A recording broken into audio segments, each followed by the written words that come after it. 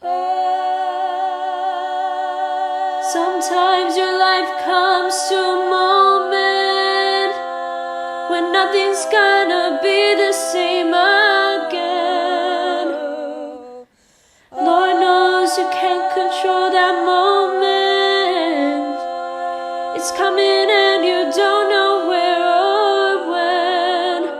So we make our beds and wash our face. We put some food upon our plate. Yeah, we do our work and punch the clock. We want to cry, but we wait. This life depends upon a moment, and it won't always go our way. What the hell? But may this one turn out okay.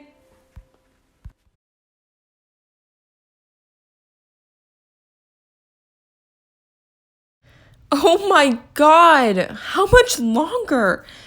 It's taking forever. Oh well, I guess I've waited this long. I can wait a little while longer, but I wish she would hurry up. Where's Fatima? She was supposed to call an hour ago. We're best friends. We should be sharing this historical moment. Look at all those people sitting on top of their cars. So many different shapes and colors, women in hijabs. Things are really going to change now, Fatima. Everyone's so excited, waving at me. Oh, beautiful for spacious skies, for amber waves of grain. Oh my God, it's happening! Please welcome Madam Vice President-elect Kamala Harris! They're playing Mary J. Blige, Work That.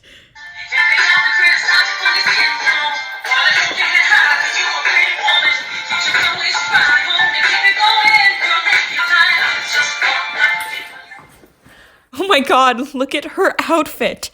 Dressed in white satin, like an angel.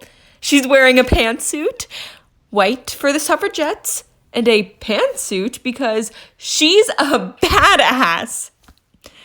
Enjoy the moment, Madam Vice President of the United States of America.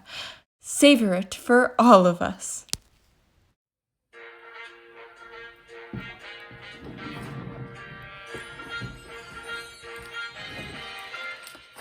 All my life, I've been called a mutt. Half this and half God knows what. Always end of the list, like do I even exist? But Kamala's at the podium now. It's like my herstory matters, and it feels alright. You know the world today is far from black and white. No one knew where to put us. Well, how about right next to POTUS? 'Cause Kamala's at the podium now. Oh, Mr. VP, I fear your time has passed. This lady in a pantsuit standing strong and fast. She may be the first in this office, but she won't be the last. These kids across the nation must be jamming now. A brand new song is playing. Don't you hear that sound? Ain't no rules, ain't no vow. You can do it anyhow. 'Cause Kamala, who's speaking? She's speaking. Oh, Kamala's at the podium now.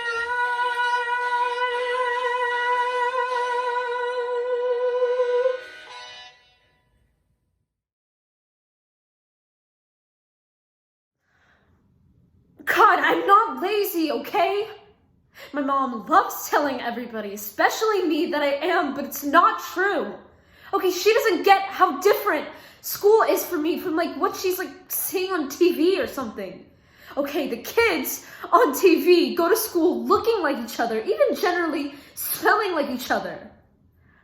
I'm the only one that looks like me at my school. Last week, Kevin Snodgrass tripped me in front of study hall. Lily was like the only one who helped me up. When I fell, I chipped my tooth, okay? And we don't have health insurance, so it's staying this way for now. At least until like college health insurance. My mom wanted to take me to some auntie who used to be a dentist back in Indonesia, but she's been here for 25 years. I know teeth haven't changed, but I'm positive dentistry has. And with my luck, I lose the whole tooth and look even more of a freak. Have you ever imagined how much it hurts to have your job pulled?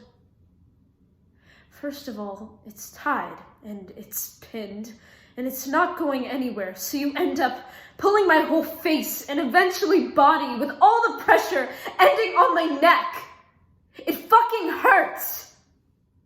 So I spend all of my energy trying to be as invisible as possible because I like being alive, despite how not fun it is right now.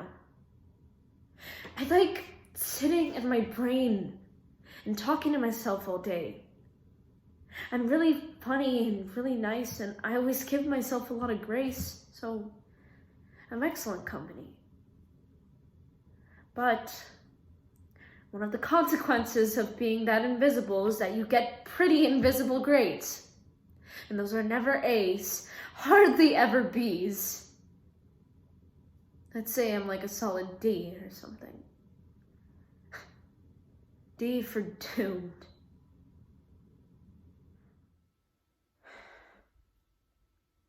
This is my last letter. Fuck, I wish I applied to more schools. Why didn't I apply to more schools? Why did I listen to Dad? Well, because my dad paid for my application, he decided where I applied. And I knew, and I think he knew too, that I wasn't getting into Harvard or Stanford or Northwestern. And this is my last one. Illinois State. I convinced my dad to let me apply here because tuition's so cheap. He called my counselor to ask where the majority of the students were going and wouldn't let me go to those because he's not paying for me to drink in the smoke halls or party. He thinks American universities are like Marrakesh. And this is my last chance to finally get out of this house and try to be normal. Whatever that means. But hey, at least I'll get to decide, right? It's small. Bigger than the other ones, but small. Isn't it supposed to be like big or something? Or is that just on TV? Maybe the big ones come later or something. You know, to be honest with you, I've been waiting for the big one to come my whole life. I don't want to have to wait again until next year, not again. If I don't go, see, I'll never go.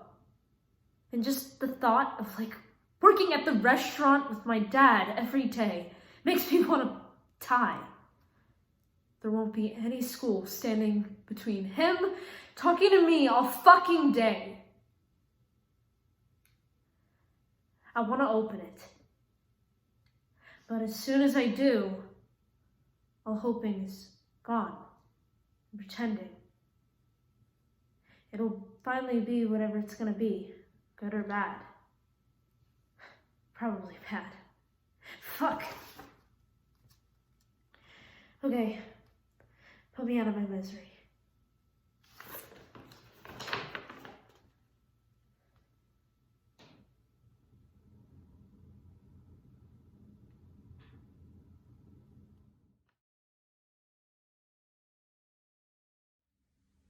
Hey guys, it's your favorite angsty middle child again.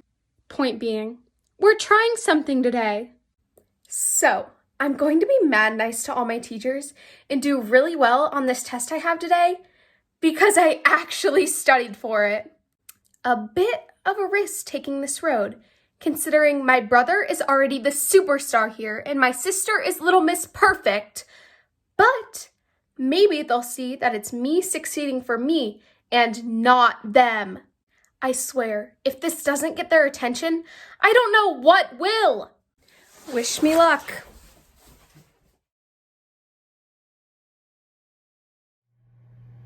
Hi. Why am I here? I mean, they say better safe than sorry, right? So I want to be safe, you know, when the time comes, and the time is long overdue. It's not like I've been saving myself for anything. Just, you know, all you hear about is how it should be special, and find someone you trust and make sure they're respectful, and I get it. Believe me, I'm all about being respected. I'm ready to be respected till the cows come home. I mean, hell. It's not like I'll be the first to take the plunge. My cousin Veronica's my age, and she's been at it for years. She's freaking married already. Like a grown-up.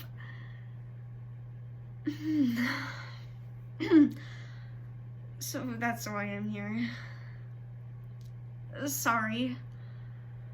I'm a little nervous. Not about it. Sex. No. Just about this. Talking to you, like it's some sort of job interview or whatever. Like, why don't guys have to do this crap? You know, I heard about this study where they tried male birth control. I mean, you've probably already heard about it already, but they ended it because of side effects. I'm sorry, what? Hello? Of course there are side effects, but God forbid a guy should have to deal with acne or mood swings if they want to get some, right? Patriarchy. Because when men are ready, they can just go to a store and pick up a packet of condoms. No making an appointment, no health insurance requirements, no one asking them about their genitals or their menstrual cycles or if they're sexually active. Yeah, that's all. Okay. Thank you.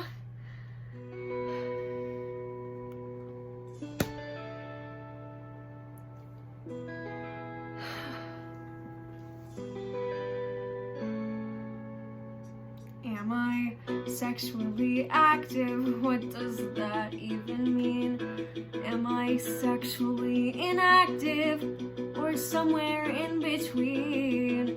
'Cause though I haven't crossed that line, I think about it all the time, imagining somebody's body on top of mine. When you're sexually active, you had better prepare. So I've got prophylactics and my lacy underwear. They say that girls should just stay pure. They tell you it's worth waiting for, but I can't wait another minute more. 'Cause like a champagne cork, I'm ready to pop. I'm an energizer bunny and I just won't stop. I'm a racehorse and I'm raring to go. I'm a dormant volcano about to blow. When you're sexually active, it's a pretty big deal. So I've made up my mind now and I'm taking the wheel. This virginity is mine to lose. Where and when and how I choose. For somebody that I can see really, really wants to be sexually active with me.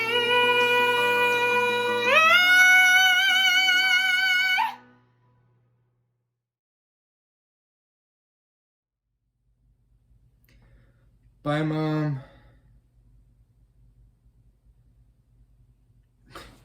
Oh my God, I thought she'd never leave.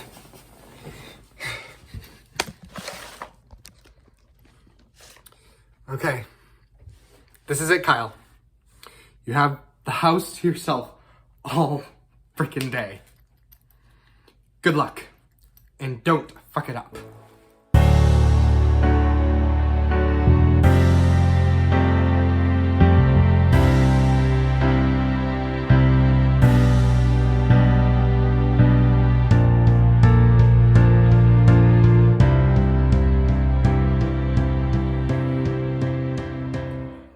I found them on my mother's shelf and I told myself, yes, I swear I nearly lost it. I left the closet and, yes, fierce pair of heels in hand. Deep in my feels I planned all day for yes to this dress. I know it's kinda stealing, but now I'm feeling so, yes. I never felt so feminine, felt so genuine. Yes, I wish my friends could see the way I'm meant to be. And they'd say yes, yes, yes. But what if people point and laugh at me, whisper in the halls? It's better than only being part of me. I want it all. Hey Mom, it's really me. You hang in there, please. Look at the hair, look at the shoes, look and I got some incredible news. Now I can't wait to strut myself if you hate it tough. Bless. The look is only part of it, I'm the heart of it. Yes! Don't know what it means, just know I'm done with jeans. I'm saying yes, yes, yes. From now on, yes, yes, yes.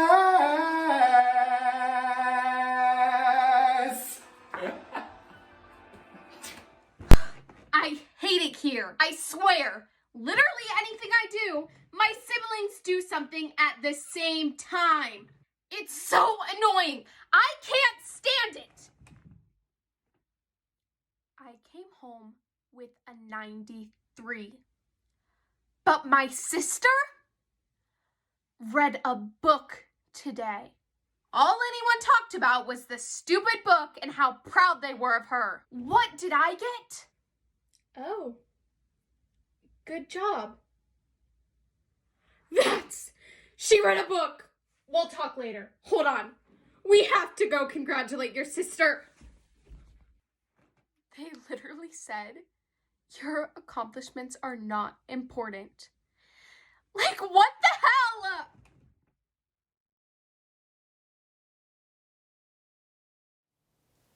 No, CAMIYA, I'm not crying.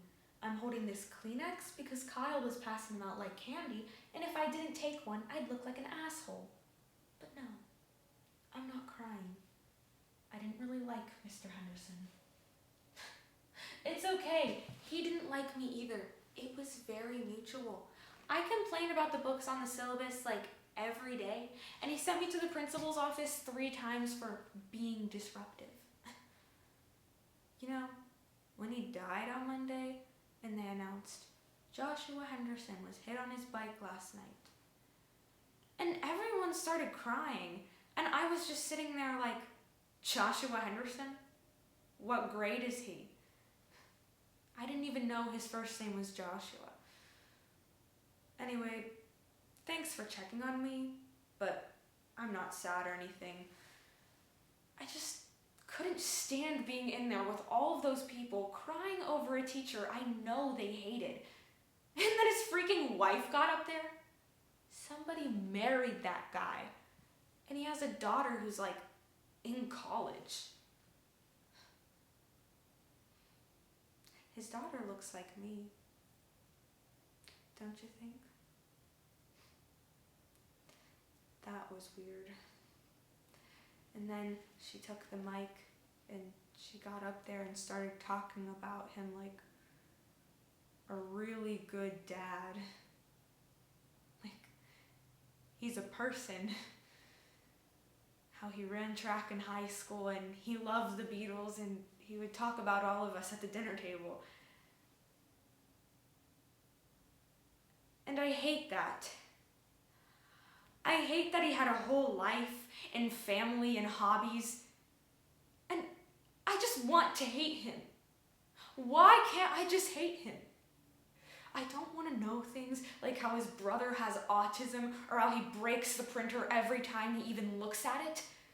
Why can't I just keep hating him? Why did he have to die for me to get to know him?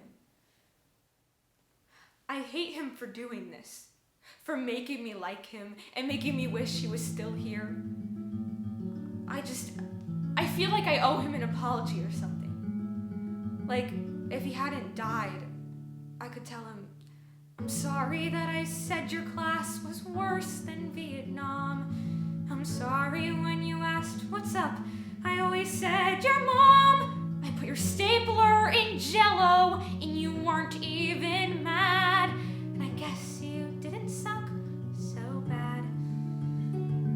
I'm sorry for not turning in my work when it was due. I'm sorry for that time I lost your keys and then blamed you. You were cool, but in an awkward way, kind of like my dad. And you maybe didn't suck so bad. Yeah, I guess that's the rub. You don't know what you've got till you've got a long-term sub. Mr. Henderson, it's sort of sad. You didn't suck so bad.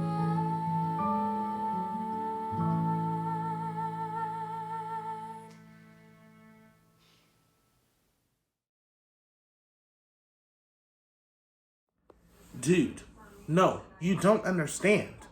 Mom and Dad had this whole fight over which high school to send me to. And they didn't even ask what I'm thinking. I'm the one that will have to go there every day and deal with other kids and teachers and everything else. But you know how parents are. They never care about what the kids think or about what we're going through. Yeah, that's what I'm saying. Mom wanted me to go to this stiffy, preppy school. Preppy. Not pepper, you dwip.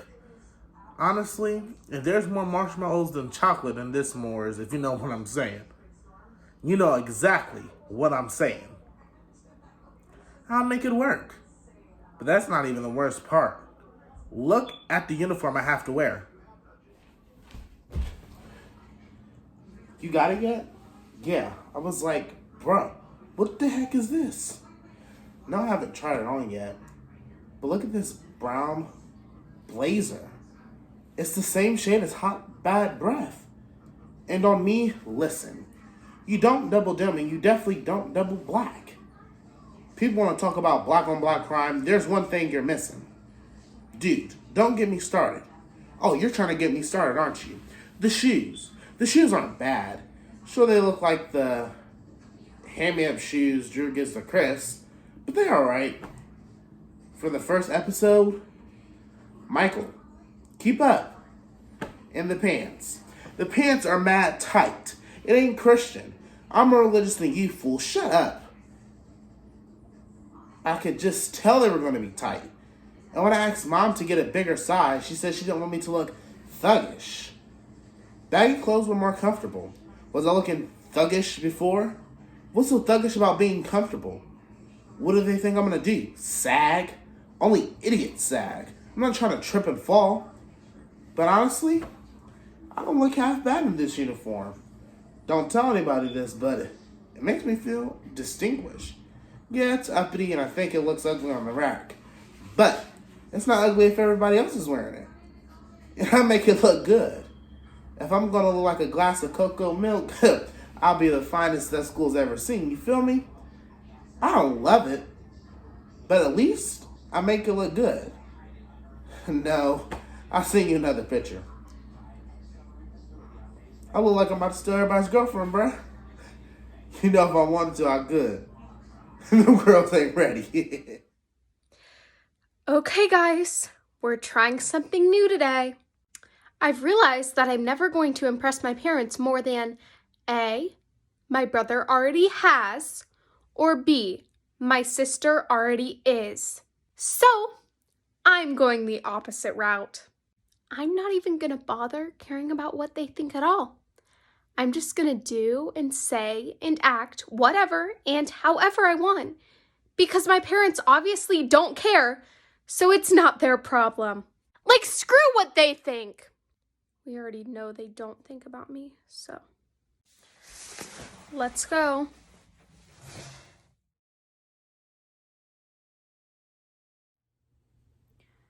My mom used to tell me how in middle school, if there was a boy she'd like, she'd dial every number of his phone number until the last one, and then hang up and not even finish the call. And I'd give her crap about it and ask why she didn't just send them a boob or something like any other normal person. And of course, she'd be like, we didn't have texting back then. And I didn't get it. I mean, to be fair, I didn't get her a lot of the time, but now I do.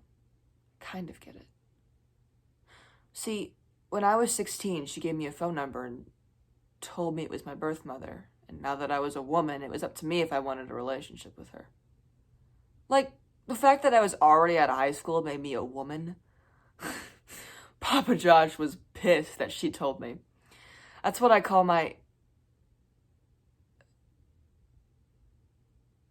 or used to call, my dad. He was awesome. He'd talk about all the kids in his classes at the dinner table. And he'd tell me to be more like them and relax a little. But I'd be like, that's terrible advice, especially coming from a teacher. And he's the reason I got through school so fast, and yeah, I think the reason why he was mad was because he knew I wasn't really ready for it. Anyway, I just didn't have any interest in contacting her for a while. But then I started pre-med and I decided I had to know my medical history. But that was just an excuse to call her. What I meant to say was, apparently you're my birth mother, and I want to ask you a couple of health-related questions. What I actually said was, hi, apparently you're my birth mother, and I want to ask you a couple of questions. Like, I don't know, why? Why all of it? Why just not have a kid and not put it up for adoption? And also, who's my birth father? Was it like meaningful, one-night stand, alien abduction? And why do you keep the kids you have now and not me? Also, are you the reason why I love Coldplay so much? Because I hear the song Yellow and I cry every time and it makes no sense. Do you know how embarrassing it is at literally every single wedding I go to?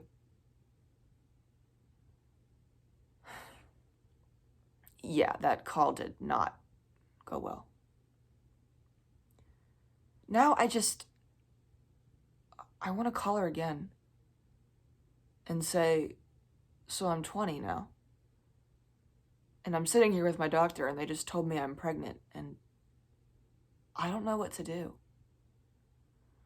So now I need to know why you did what you did. And if it'll be predisposed to any genetic issues or some weird inherited love of Coldplay. But I want to call my mom. My mom, and let her tell me that everything's fine and that she's here for me no matter what. Because I know that's what she'll say. So I'm sitting here doing the middle school thing with these two numbers and I don't know.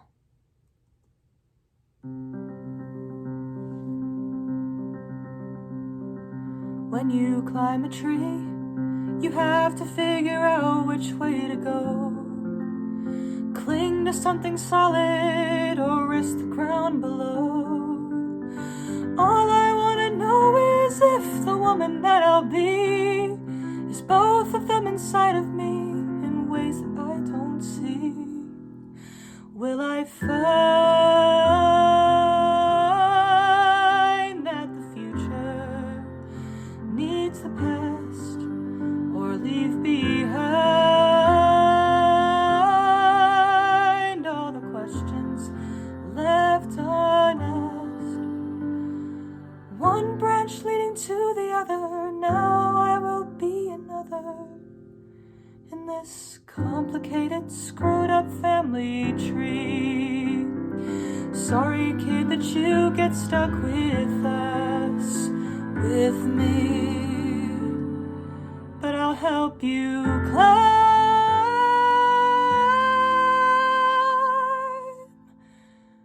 this complicated, screwed up family tree.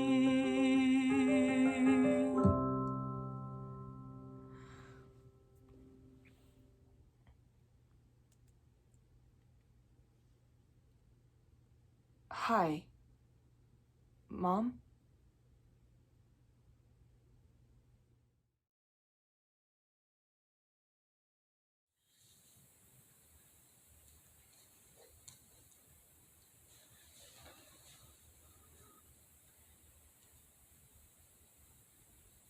What the hell? Oh, I gotta go talk about this. Oh my god. How do I get this thing to work? Oh my god, this is ridiculous. What am I supposed to do now? Working? Okay.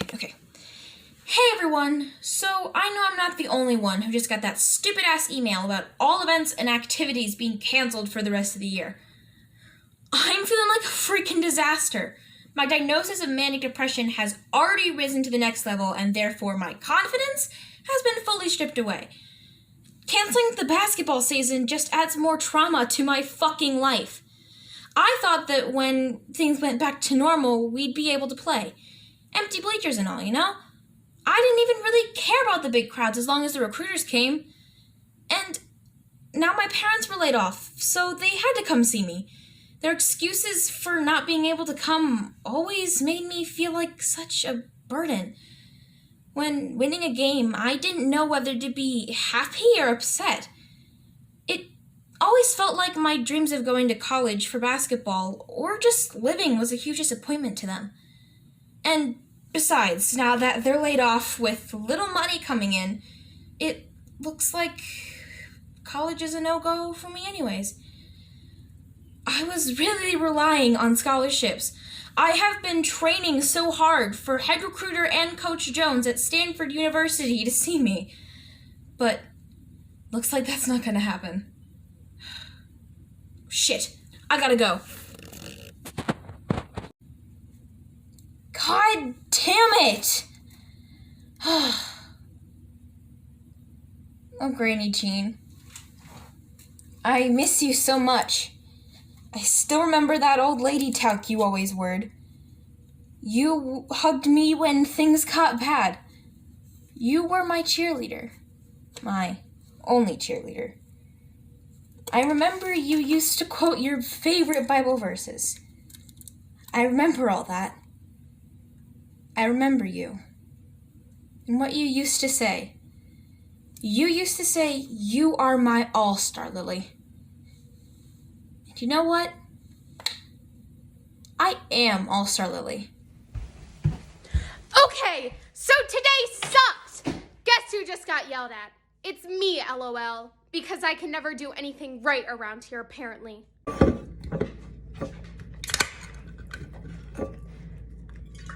Mom, Riley got it on Riley! I got detention on my birthday. No, but seriously, like, I got detention or whatever, and they're so mad, they literally only talk to me to tell me what I do wrong, and I can't be the only person who thinks that's screwed up, right? They literally only ever pay attention when I get in trouble. It's so tiring. Like, how come my brother and sister are so fantastic? And then all they do is yell at me. Whatever. I don't care.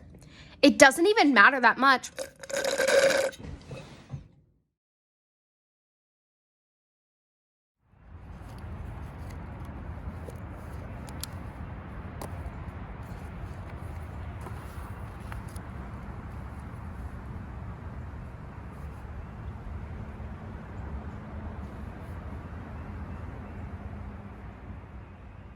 I memorized the back of your head.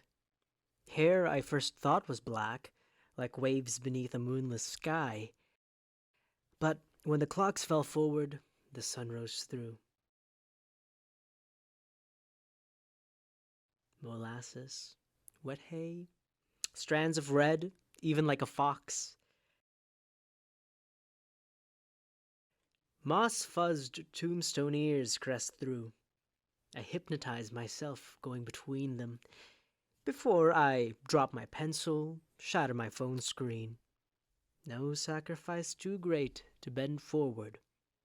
Lean, reach, inhale.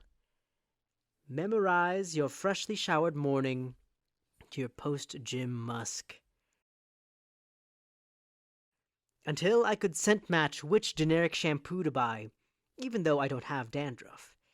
Which deodorant to duplicate, but that gave me a rash. Instead, I slid it on my forearm before bed. Imagining it's you I'm nestled beside, my face in your pit.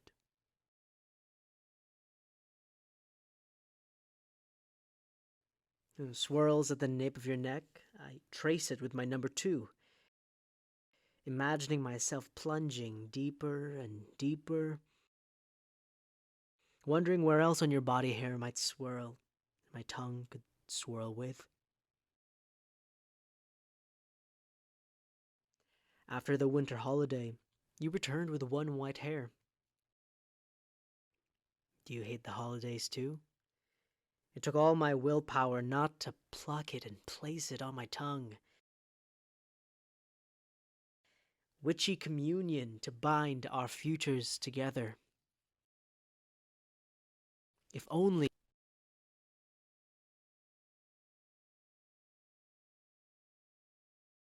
Then it happened, and the gods granted me entry into your bedroom. One click to pin, another click to zoom into your shelves. Learn you don't make your bed, that your windows face west. Screenshot and sketch your face in full. Front-facing, no longer sneaks of profile. Perfect which shade of green and brown your eyes are. Mint chocolate chip with flecks of sunflower. Or I imagine filling in the blanks between the pixels. And then you got a ring light. And blue light glasses. Now your eyes are lost to me again, though I never had you. Did you know I existed behind? Now I'm a white name on a black box. My home internet too slow to attend class with my camera on. We can't afford ultra-high speed. Whatever. Now I smell sesame and soy and gochujang and fermenting cabbage. Even if I use Head and Shoulders twice a day and spread Old Spice all over my arms. Now I hear my sister screaming for her bottle. The twins play handball opposite my wall. One brother watching football, the other streaming porn. Neither on mute. And I sit in my bottom bunk bed, camera off, my memory on, trying to remember what it sounded like when you scratched between your shoulder blades, or sniffed at the documentary, or sneezed in the spring. Hey guys! Oh shit. Hold on. My dad's up. He doesn't get up till like 3:30 though. I really stayed up until 3:30 on TikTok. That's wild. Alright, he's gone. Should we go into his office? The lighting is really good there. Let's do it. Alright, desk is pretty boring. Hold on. You guys see this? In the frame? That's my drawing. That's mine. I drew that when I was little. He kept it. No, I'm so serious right now. He kept this little throwaway drawing I made of my parents. Wait, he wrote something on it. Holy shit. My superstar daughter. with a little smiley face. Guys, he drew me a little smiley face after calling me a star. I've been making shit hard for them because I thought they didn't care, and this whole time, I think I'm gonna cry. I need to go fix my mess and let them know that I care. I'll get back to y'all as soon as I can. Oh, it's me. I did it. Okay. Oh, this is gonna be fun. Okay. Hi, I'm here. After seeing my sister Riley parade around the house, making weird, angsty TikToks forever, I thought I'd hop on live and, I don't know, scream into the void too. I just wanted to drop by and complain for a second about people abusing the word quirky. I know it sounds dumb. Everyone wants to describe themselves or wants to be thought of as quirky. You're not quirky. You're being purposely... Oh, God. Want to say purposely weird. Excuse me. Which is even weirder than actually being weird. I'm saying, the quirky life is not for the faint-hearted and should not be claimed or entered into falsely. Laugh if you want to. It's okay. Sure. Quirky is just a word, right? And everybody has quirks, but I feel like the words we give ourselves and the titles we use are more important than we think. It's weird. I don't know. You know what I'm talking about? It's like, so you dyed your hair green, or you built a Rube Goldberg machine. That's good for you, and listen, I don't hate, but are we sure that that's a character trait? Let me explain. You like to wear shirts with a funny design, or be rude to a cashier and blame your zodiac sign. You think you're quirky, and what's wrong with that? You're into Billie Eilish or wear a funky hat. You're so quirky, you might not agree, but being quirky doesn't worky for me. Let me emphasize, being different shouldn't be stigmatized. But labels matter, so I simply ask, does it really make you quirky that your socks don't match? You think you're quirky, it's some kind of game. You look at a potato and just say same. You're so quirky, but I'm sorry to say, being quirky doesn't worky that way. So, I meant to pull up some examples of what I like to call a general malaise. How do you spell general? Not like a general, like in the military, but like in general. I know it's G-E-N. Oh, hey. Have y'all ever seen this symbol before? There we go. It's cool, right? And like it's labeled genderqueer. What a word. Speaking of words, I mean, has that always been a thing? I guess I've never really even thought of it in that way. It's like gender. Oh, what even is that, right? I've never even given mine a first thought. Or a second. I don't even feel like I am one. A gender. I feel like it's very much not my business what gender I am. And then you put that with the word queer, and then it's weird. Odd. Quirky. Gender queer. I mean, the word quirky always made me feel so small, but like this new word, this new to me word, it's a label, it's a title. It could fit me. It's not all who I am, nor is it the surface of the ocean that is me, but like it's a start, I guess. I could love that person, or begin to, I guess. I don't know, it's so new. Is this my quirky, an actual quirk? A word I hadn't heard before, but boy, it works. Is this my quirky? I don't care what they say, oh, I'm just talking turkey, feeling proud and perky, finally found a quirky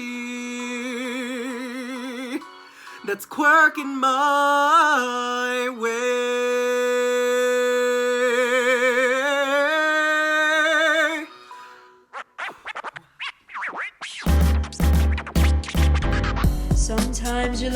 comes to a moment when nothing's gonna be the same again. But if you make it through that moment, you'll be the strongest that you've ever been.